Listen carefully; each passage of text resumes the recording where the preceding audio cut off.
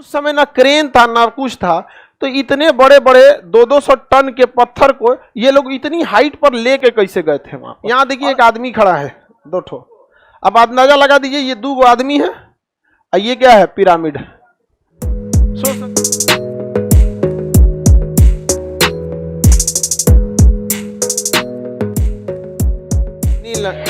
मिस्र में ये मान्यता था कि बड़े बड़े पिरामिड में राजाओं की क्या रखी जाती थी, कब्र बनाई जाती थी। कब्र जो था, पिरामिड जो होता था वो क्या होता था, कब्र होता था, मतलब ताबूत, कब्र बनाया जाता था पिरामिड में।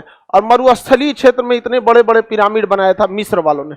ये छोटा, अभी तो ये देखिए, ये जो पिरामिड दिख रहे हैं, ये पिरामिड आपको ऐसा लगेगा कि आखिर इसमें है क्या, ठीक है। ये आपको ऐसा लग सकता है कि आखिर इसमें है क्या चीज छुपा है। ये एक ब्लॉक दिख रहा है, ये कम से कम 20 टन का होता था।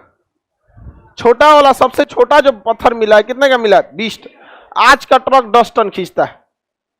आज का जो ट्रक है ना 10 टन खींचता है। एक एक ऐसे ऐसे पिरामिड मिले हैं जिसका एक पत्थर 200 टन का था। आज कोई मतलब जेसीबी तो 200 टन के बाद टूट जाएगा खुद यहाँ पर। तो उस समय ना क्रेन था ना कुछ था, तो इतने बड़े बड़े 200-200 टन के पत्थर को ये लोग इतनी हाइट पर लेके कैसे गए थे वहां पर। और पत्थर रखने का नहीं है, इतना बारीकी से पत्थर को रखा गया है कि बीच में आप एक बाल तक नहीं डाल सकते। ये जो बाल होता है ना सर का, उसको भी अंदर नहीं डाल सकते। इतनी बारीकी से उसको तराश के क्या किया गया है, फिट किया गया है। और ये आपको भले इतना छोटा सा लग रहा होगा, ये एक पत्थर की जो हाइट है ना, एक आदमी के बराबर है। ये एक पत्थर जो है ना, कितने के बराबर है, एक आदमी के बराबर। इस टाइप के मिस्र में बहुत सारे क्या मिले हैं, पिरामिड मिले हैं। बहुत सारे क्या मिला है, पिरामिड। ये पिरामिड कहां पे है, मिस्र में मिला गया है। और ये हजारों की संख्या में मिले हैं पिरामिड। लेकिन आप देखेंगे तो ज्यादा फेमस आपको यही वाला पिरामिड मिलेगा। ये गीजा में है। कहां पे है, गीजा में है। तो पिरामिड में कई सारे पिरामिड फेमस है, लेकिन ये वाला कुछ ज्यादा ही क्या है, फेमस है ये।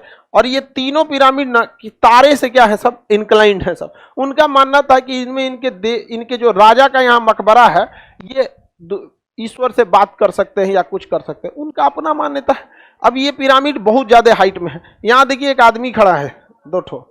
अब अंदाजा लगा दीजिए ये 2 आदमी है और ये क्या है, पिरामिड। सोच सकते हैं।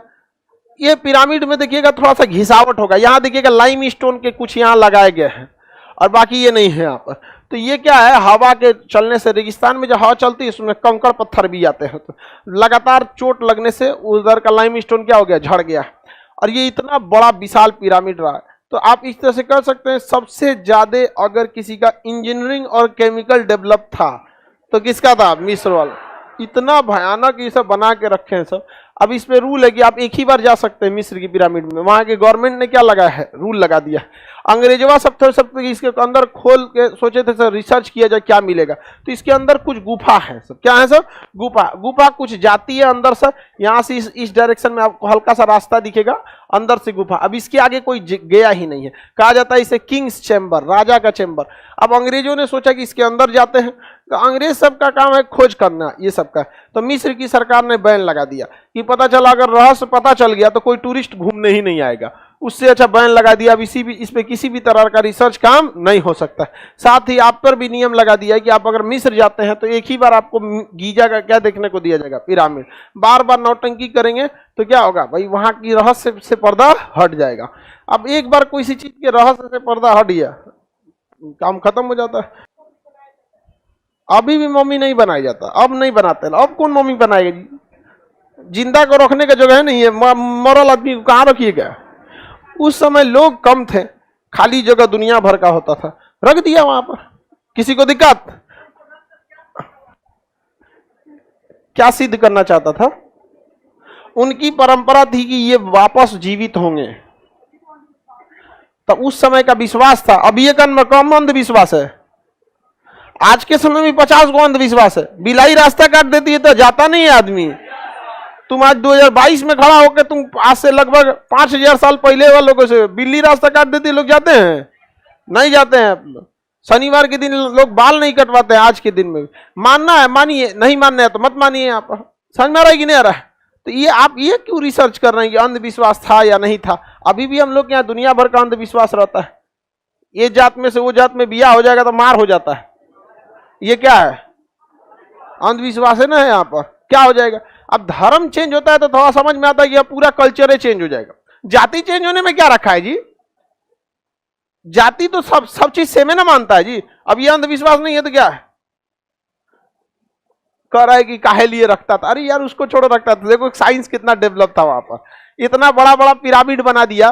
किस तरह से उठाया होगा 200-200 टन का पत्थर, आज तक लोग रिसर्च करता है। और उतना ऊपर ले गया होगा, कैसे ले गया होगा, और उतना बेहतरीन ढंग से तराशा कि उसमें बाल का एक टुकड़ा तक नहीं जा सकता, इतना बेहतरीन था। आगे बढ़ जाते हैं। फिरौन किस सभ्यता का था? मिस्र की सभ्यता। मिस्र की सभ्यता के लोगों ने क्या बनाया था? पिरामिड। मम्मी भी बनाया था और पिरामिड भी। मम्मी क्या थी? अपने पूर्वजों की लाश को क्या करते थे? एक रसायन पोत के एक मोटे कपड़ा से क्या किया जाता है? लपेट दिया जाता था। हालांकि लाश सही सलामत नहीं रहती थी, लेकिन गलती नहीं थी। उनका कहना यह था कि जैसे देखिए हर धर्म की ना एक तो आपको कॉमन चीज मिलेगा कि धर्म कोई ना कोई एक मतलब प्रवर्तक आएंगे और लास्ट होगा तो कोई ना कोई एक मतलब अंत हो जाएगा। जैसे इस्लाम धर्म के हिसाब से कयामत, हिंदू धर्म के हिसाब से कल की अवतार, है कि नहीं? आ गए हैं तो अलग इसका दुनिया है। कल की अवतार हिंदू धर्म के हिसाब से ना पृथ्वी का अंत होगा कल की अवतारों के। एक अंतिम भगवान आएंगे कल की रूप लेके, सबको क्या कर देंगे? साफ कर देंगे। चलो लोग तो बहुत अत्याचार कर।